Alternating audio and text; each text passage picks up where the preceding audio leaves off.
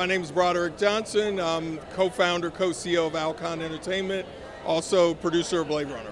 So talk a little about how this whole idea of bringing Blade Runner 2049 to life at Comic-Con came about. One of the things we thought was important was really reintroducing the Blade Runner mythology to the younger audience and the Comic-Con fans. And the brand of Blade Runner for us is quality. And so we really wanted to go the extra mile to create something as unprecedented as possible at Comic-Con for the fans.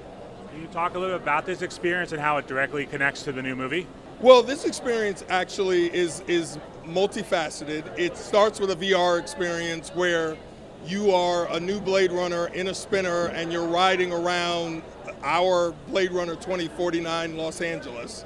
And then you actually get to walk out into one of our main sets in the movie, and there's sort of a performance thing that happens after that. That's pretty cool. So when it comes to Blade Runner, can you talk a little about the role that brands have played? For instance, Atari was in the original, and now they're back in this sequel.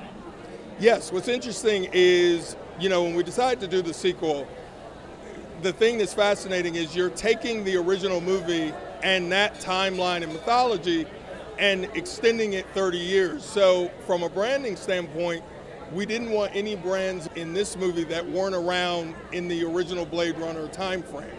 And so naturally we wanted to sort of extend the presence of the brands that were in the original movie, like Atari, like Diageo's, Johnny Walker and whatnot. And so it's really fun to play around with those brands that were in the original movie.